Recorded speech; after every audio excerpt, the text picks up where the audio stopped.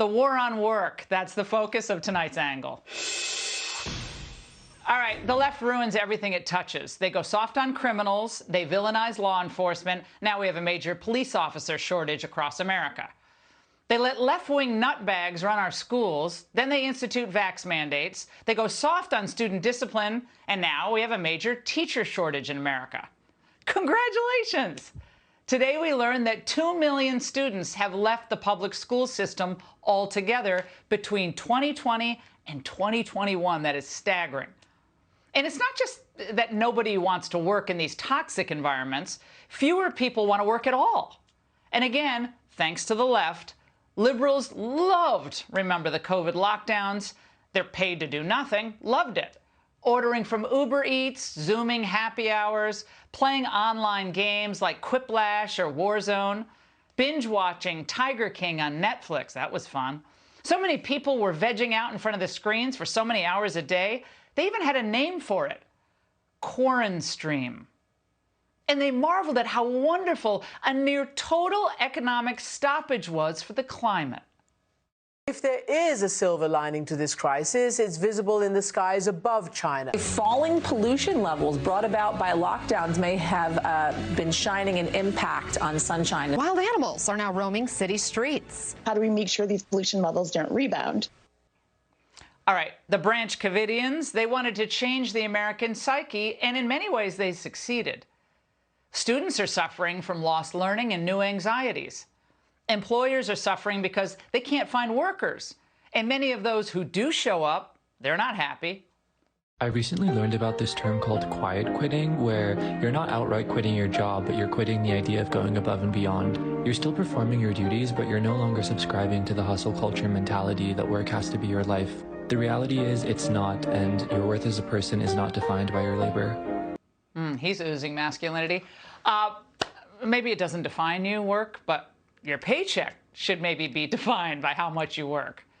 But prolonged COVID shutdowns and liberal work-from-home policies, they gave a lot of workers the notion that staying home was now their right.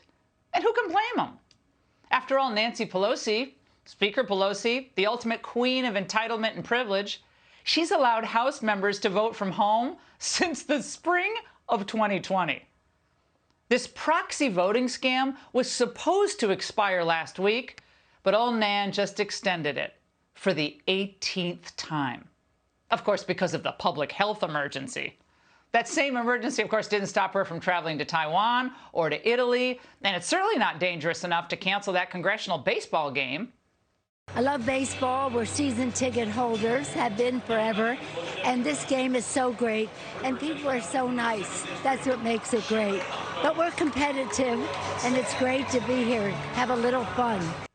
Well, we were hoping for the mask there, but no luck. Just when Pelosi had her beauty parlor opened for her blowouts during the lockdowns, remember, rules and expectations do not apply to them.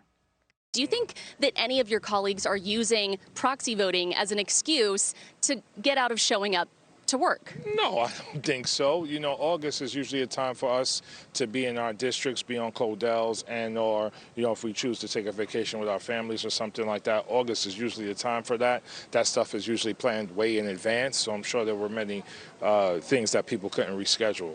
Oh, that's why we're doing it for the last 2 years, yeah.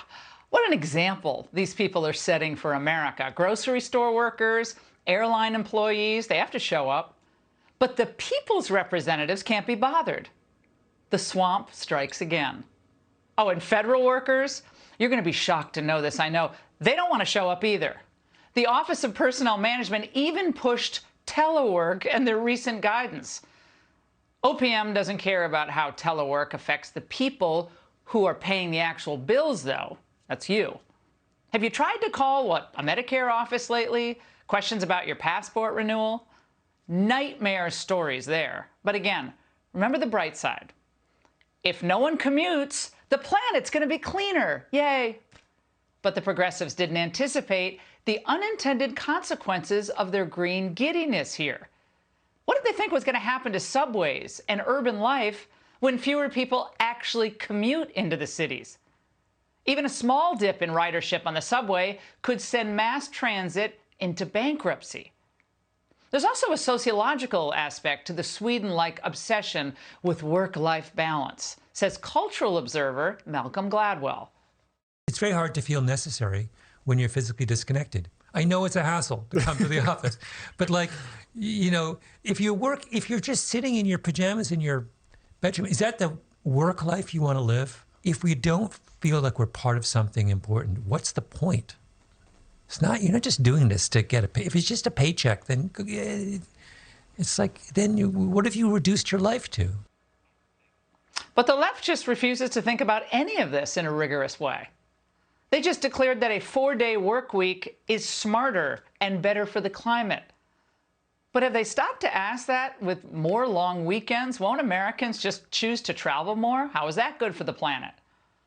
The fact of the matter is, what they really want, is for businesses to have no choice. Eventually, the Angle could see government mandates that force workers to stay home, or at least a certain percentage of them. Fake crises will be cited as a reason to take away your freedoms here. It's a climate emergency. It's a racism emergency. It's a health emergency. If it means making you poorer or lowering your standard of living, gutting America's productivity, so be it. It's not like the elites are going to be inconvenienced by any of it. What they've done to our public schools or public safety, our borders, and our energy independence, they've done to our American work ethic. But we can turn this around. We have to. By refusing to sit back and wait for someone else to do the hard work of saving what we love about America. And that's the Angle. Hey, Sean Hannity here. Hey, click here to subscribe to Fox News YouTube page and catch our hottest interviews and most compelling analysis. You will not get it anywhere else.